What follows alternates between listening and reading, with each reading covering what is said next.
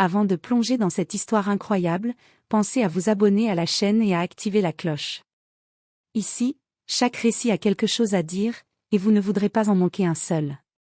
Le soleil londonien baignait Buckingham Palace d'une lumière éclatante, faisant scintiller les dorures et les pavés humides. Des touristes du monde entier déambulaient sur la place, levant leurs appareils pour capturer l'iconique façade et les célèbres gardes royaux.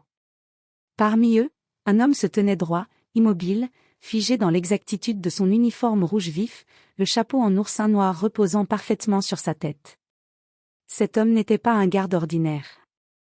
Il s'appelait Marcus Williams, un homme noir d'une quarantaine d'années, à la carrure imposante mais à la posture élégante et mesurée. Ses yeux, d'un brun profond, reflétaient une discipline inébranlable et une intelligence silencieuse. Derrière son rôle de simple sentinelle se cachait un héritage prestigieux. La famille Williams avait servi la monarchie britannique depuis plusieurs générations, et Marcus était l'héritier de cette tradition. Ce jour-là, parmi la foule, Catherine Holloway, une femme blonde, fortunée et arrogante, s'approcha du garde avec un sourire méprisant. Ses talons cliquetaient sur le pavé alors qu'elle se penchait légèrement, ses yeux bleus scrutant Marcus avec condescendance.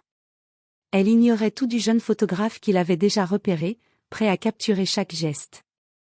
D'un ton fort et suffisant, elle lança. « Sale noire. Tu n'es pas anglais. Tu n'as rien à faire ici. » La voix résonna sur la place, et plusieurs touristes s'arrêtèrent, choqués. Marcus, fidèle à son protocole, ne bougea pas. Chaque muscle de son corps restait tendu, chaque respiration parfaitement contrôlée. Il sentait la colère, mais elle ne devait jamais être visible. Son rôle était de représenter l'honneur et la discipline, pas de céder à la provocation. Cependant, intérieurement, Marcus ne pouvait s'empêcher de réfléchir à la profonde ignorance et arrogance de cette femme.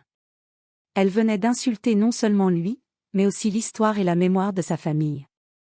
Et elle n'avait aucune idée que ce garde noir, apparemment simple, portait le poids de siècles de service loyal à la couronne britannique.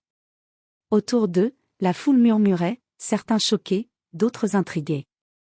Catherine, croyant intimider Marcus par sa richesse et son audace, ignorait qu'elle venait de semer la graine de son propre embarras public. Et Marcus, silencieux mais vigilant, savait qu'un moment viendrait où la vérité se révélerait, et que ce moment ne serait pas du tout à son avantage. Le contraste était saisissant, l'arrogance impunie d'une femme ignorante face à la dignité silencieuse d'un homme qui connaissait mieux l'histoire et le pouvoir qu'elle ne l'imaginait. Ce jour-là, Buckingham Palace devint le théâtre d'une leçon que Catherine Holloway n'oublierait jamais. La place devant Buckingham Palace était toujours animée, mais ce jour-là, une tension inhabituelle flottait dans l'air. Les touristes, les photographes et même les passants londoniens semblaient retenir leur souffle, observant un spectacle qu'ils n'avaient pas prévu. Marcus Williams, le garde royal noir, restait immobile, fidèle à son protocole, mais chaque fibre de son corps était tendue par la situation. Catherine Holloway, la femme blonde qui l'avait insultée, ne semblait pas encore réaliser l'ampleur de ce qu'elle venait de faire. Son visage, d'habitude sûr de lui et hautain, affichait un mélange de colère et de défi. Elle s'approcha encore, levant un doigt accusateur, et s'adressa à Marcus avec une voix qui vibrait de mépris. « Tu devrais partir d'ici. Ce n'est pas ton pays. Ce n'est pas ton rôle. » Marcus inspira profondément. Il savait que tout geste, tout mot, serait scruté par la foule et pourrait faire l'objet de moqueries sur les réseaux sociaux. Alors, il répondit d'une voix calme et mesurée. « Je suis ici pour servir. Mon rôle est de protéger ce lieu, pas de discuter avec des visiteurs. » La foule autour d'eux murmurait, certains choqués par l'audace de Catherine, d'autres admirant la dignité de Marcus. Un jeune photographe, debout sur un muret, prit plusieurs clichés, capturant chaque expression, chaque geste. Ces images, il le savait, deviendraient virales. Catherine, voyant que Marcus restait imperturbable, fronça les sourcils. Sa fierté blessée l'empêchait d'admettre qu'elle s'était trompée. Elle tenta alors une autre approche, plus agressive. « Ne me regarde pas comme ça. Tu n'as aucune autorité ici. Tu n'es qu'un. » Elle ne termina pas sa phrase. Plusieurs passants, choqués, murmurèrent à voix basse que son comportement était honteux. Marcus, de son côté, ressentit un mélange de calme et de détermination, il savait que la véritable revanche ne viendrait pas de mots hâtifs mais du temps et de la vérité. À ce moment précis, Marcus remarqua un petit détail qui fit battre son cœur un peu plus vite, la caméra d'un touriste. Les photos allaient circuler dans le monde entier. La situation, qui semblait anodine, prenait une ampleur inattendue. Il se redressa légèrement, le regard dirigé vers Catherine, impassible mais chargée d'autorité silencieuse. Cette confrontation n'était pas qu'une simple insulte raciale, c'était le début d'une leçon que Catherine Holloway allait apprendre de la manière la plus humiliante qui soit. Et Marcus Williams savait que la dignité et la patience allaient être ses meilleures armes. Le lendemain, Buckingham Palace semblait paisible, comme si la tension de la veille n'avait été qu'un rêve. Mais pour Catherine Holloway, chaque pas dans les couloirs dorés du palais était une torture silencieuse. Elle avait été invitée à une visite privée, un événement exceptionnel pour quelques touristes privilégiés. Ironie du sort, Marcus Williams serait son guide pour la journée.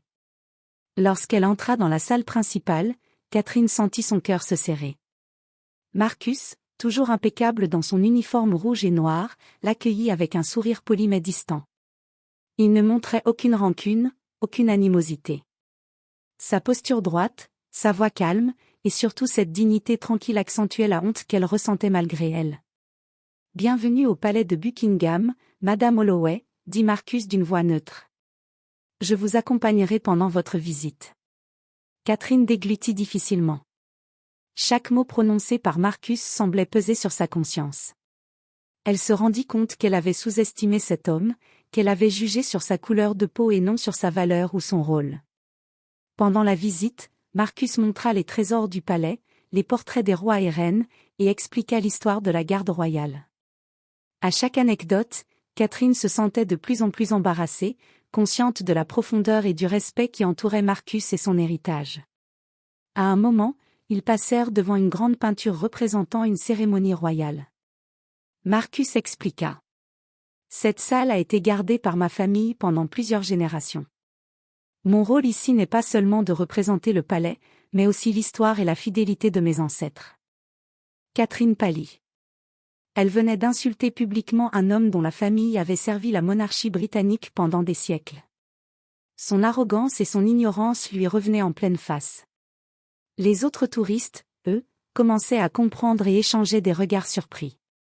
Pour Marcus, la situation était délicate mais satisfaisante. Il n'avait jamais eu à humilier quelqu'un publiquement, la vérité et la patience faisaient le travail à sa place. Chaque mot, chaque geste, chaque silence travaillait en sa faveur. Catherine comprit qu'elle était face à un homme bien plus qu'un simple garde noir, elle se tenait devant l'histoire vivante de la monarchie. À la fin de la visite, Marcus guida Catherine vers la sortie, son regard calme et pénétrant pesant sur elle comme un jugement silencieux. Catherine, humiliée mais consciente qu'elle ne pouvait rien dire, baissa les yeux et se promit intérieurement de ne jamais sous-estimer quelqu'un à nouveau, même si l'orgueil lui refusait encore des excuses verbales. La leçon venait à peine de commencer. Le karma, subtil mais implacable, préparait déjà son cours. Quelques heures après la visite, Catherine Holloway essayait de se convaincre qu'elle pouvait oublier l'humiliation de la veille et la tension de sa visite privée. Mais Buckingham Palace avait une manière bien particulière de révéler la vérité aux arrogants. Alors que Marcus guidait un petit groupe vers la salle des archives royales, il s'arrêta devant un tableau imposant et richement encadré, représentant une cérémonie royale vieille de plusieurs siècles. La voix du guide du palais, qui accompagnait Marcus, résonna avec solennité. Cette salle est dédiée aux familles ayant servi la monarchie britannique depuis des générations. Parmi elles, la famille Williams se distingue par son engagement et sa fidélité exceptionnelle. Catherine sentit son souffle se couper. Ses yeux se posèrent sur Marcus, encore impeccable dans son uniforme, et un frisson parcourut son échine. Elle venait de comprendre qu'elle avait insulté un homme dont la famille était honorée depuis des siècles par la couronne. Marcus, remarquant son expression, se tourna légèrement vers elle, son regard calme mais chargé d'autorité. « Je suppose que vous ne saviez pas à qui vous parliez hier, Madame Holloway. » Catherine ouvrit la bouche, mais aucun mot ne sortit. La foule autour d'eux, comprenant le contexte grâce aux guides et aux explications historiques, échangeait des regards surpris et impressionnés. Des murmures de respect envers Marcus se faisaient entendre, certains applaudissaient discrètement, d'autres prenaient des photos pour immortaliser la scène. Le contraste était frappant. La femme arrogante, riche et sûre d'elle, était maintenant confrontée à la dignité et à l'histoire vivante de Marcus. Elle venait de découvrir que l'homme qu'elle avait tenté d'humilier n'était pas seulement un garde, il était un symbole vivant de loyauté, d'histoire et de fierté nationale. Catherine sentit la honte l'envahir. Son visage, autrefois hautain, était maintenant pâle, ses mains tremblaient légèrement. Pour la première fois, elle réalisa que ses préjugés et son racisme l'avaient mise dans une position ridicule et publiquement humiliante. Marcus, fidèle à son caractère, ne prononça pas une autre parole. Il n'avait pas besoin d'insulter ou de riposter. La vérité, l'histoire et sa propre dignité faisaient tout le travail. Catherine comprit alors que les mots peuvent blesser, mais la vérité et le respect sont des armes bien plus puissantes. Alors que le groupe continuait la visite, Catherine resta silencieuse, méditant sur son arrogance et sa méconnaissance de l'histoire. Elle venait de recevoir une leçon qu'elle n'oublierait jamais, et le karma avait commencé à lui montrer sa force subtile mais inévitable. Quelques jours après l'incident, Buckingham Palace était devenu un sujet de discussion dans les journaux et sur les réseaux sociaux. Les photos de Catherine Holloway en train d'insulter Marcus Williams, suivies de sa confrontation avec l'histoire de la famille Williams, circulaient rapidement dans le monde entier. Catherine, désormais consciente de la gravité de son erreur, essayait de limiter les dégâts. Ses tentatives pour justifier son comportement semblaient vaines. Partout, les commentaires soulignaient son arrogance et son racisme. Chaque mot qu'elle prononçait rappelait encore plus son ignorance.